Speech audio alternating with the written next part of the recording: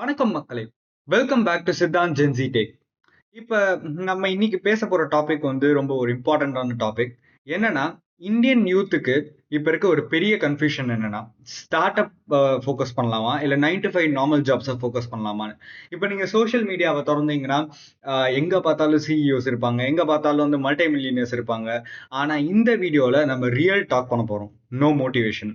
So 9 to 5 ஜாபோட key points என்னன்னு பார்க்கலாம். ஃபர்ஸ்ட் 9 to 5 ஜாப்ல உங்களுக்கு ஸ்டேபிள் மந்த்லி இன்கம் இருக்கும். ஸோ அதனால உங்களுக்கு ஒரு மென்டல் பீஸ் இருக்கும். அதே மாதிரி ஃபேமிலி ரெஸ்பான்சிபிலிட்டிஸை வந்து ஃபோக்கஸ் பண்றது ரொம்ப ஈஸியா இருக்கும். இன்சூரன்ஸ், பிஎஃப் இந்த மாதிரி விஷயம்லாம் ரொம்ப இந்தியாவில் ஒரு பேசிக்கான மேட்டர்.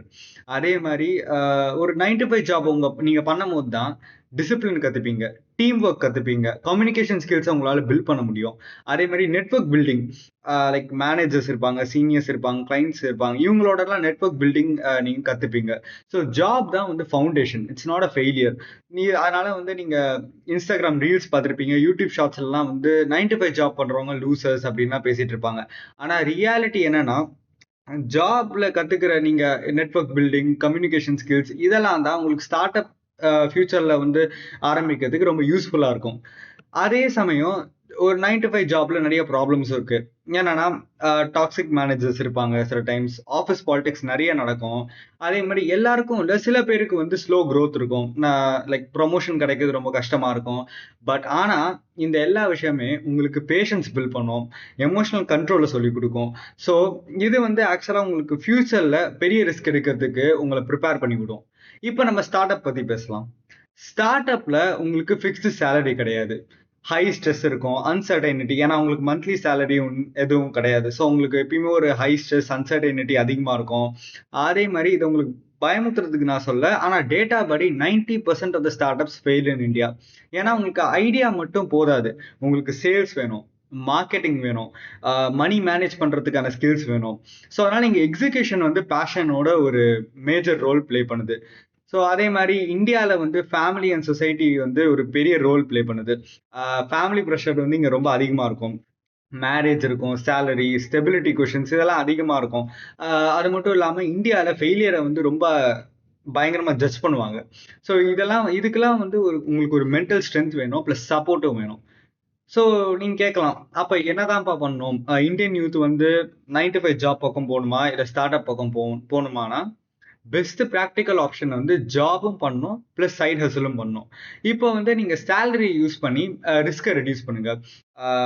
வீக்கெண்ட் டைம்ஸ் இல்லை நைட்டு அந்த டைம்லலாம் வந்து உங்க பிஸ்னஸ் ஐடியாஸை டெவலப் பண்ணுங்க.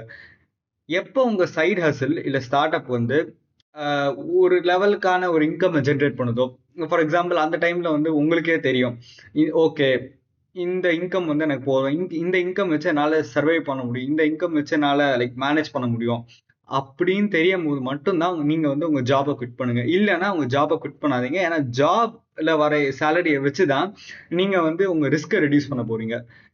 ஸோ இந்த கேள்வியை உங்களே கேட்டு பார்த்துக்கோங்க. Can I handle failure? என்னால் வந்து ஃபெயிலியரை ஹேண்டில் பண்ண முடியுமா? ஃபைனான்ஷியலி, மென்டலி, அதே மாதிரி ஃபேமிலி ப்ரெஷர்லாம் ஹேண்டில் பண்ண முடியுமா? முடியும் அப்படின்னா ஸ்டார்ட் அப் வந்து உங்களுக்கு பெஸ்ட் ஆப்ஷன். முடியாதுப்பா, எனக்கு வந்து கன்சிஸ்டன்சி தான் முக்கியம், எனக்கு ஸ்டெபிலிட்டி தான் முக்கியம் அப்படின்னா நீங்க better go with 9 to 5 jobs. So இந்த ஆன்சர் வந்து உங்களுக்கு டிசைட் பண்ணிடும். நீங்க எஸ்னா ஸ்டார்ட் அப், நோனா 9 to 5 ஜாப். ஸோ கன்க்ளூட் பண்ணோன்னா, there's no shame in job or startup.